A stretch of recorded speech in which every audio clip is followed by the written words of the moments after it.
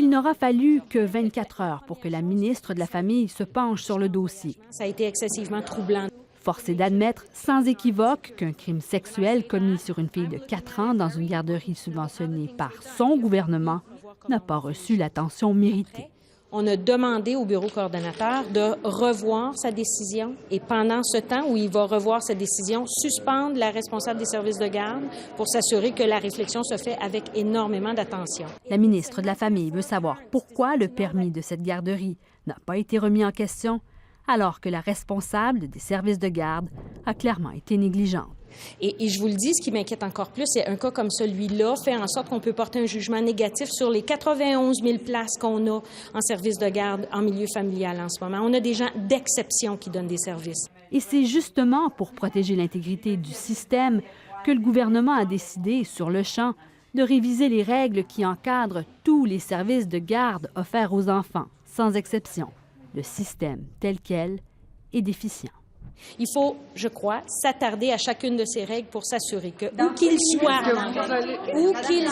cet enfant-là, il soit en sécurité. La ministre confirme ainsi que pour la première fois, le gouvernement songe à encadrer les garderies familiales non subventionnées qui poussent comme des champignons pour répondre à la demande, mais qui pour le moment sont exploitées sans permis, sans inspection. Pourtant, elles représentent 50 000 places au Québec. Un non-sens, explique cette jeune maman de la région de Québec. Il n'y a pas de critères comme tels ou d'encadrement. Quand elle s'est présentée à sa garderie dans la région de Québec il y a 3 semaines avec son poupon, la DPJ était sur place pour l'informer qu'un pédophile reconnu, le conjoint de la gardienne, côtoyait les enfants depuis 2 ans.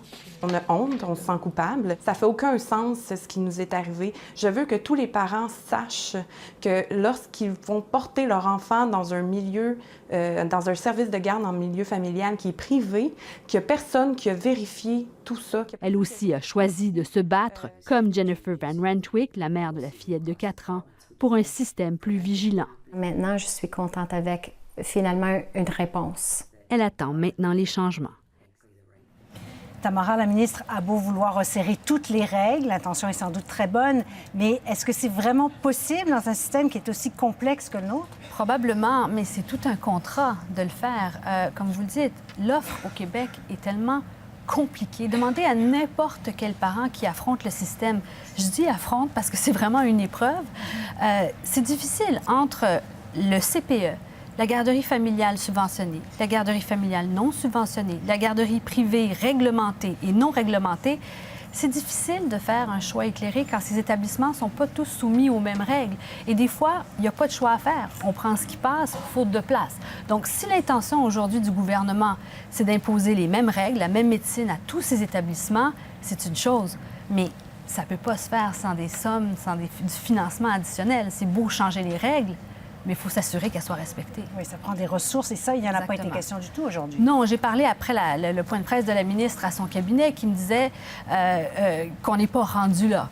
Ce qu'on me dit, en fait, ce qui est clair aujourd'hui, c'est que la ministre était consciente des craintes des parents, des doutes qui sont soulevés chez les parents. Et l'idée aujourd'hui, c'était de les rassurer. Maintenant, jusqu'où est-ce que le gouvernement est prêt à aller quand il dit qu'ils vont resserrer les règles? Elle disait plutôt, la ministre, hier, on s'est assis ensemble, on s'est regardé dans le blanc des yeux. Quand on se regarde dans le blanc des yeux, c'est parce qu'on se dit les quatre vérités. Donc, forcé d'admettre qu'il y a un problème, il y a une déficience dans le système. Encore une fois, jusqu'où est-ce que le gouvernement est prêt à aller pour assurer que ce système soit désormais sans faille? Ça, la ministre n'a pas été claire à ce sujet, c'est encore trop tôt. Trop tôt. Merci beaucoup, Tamara. Je vous en prie.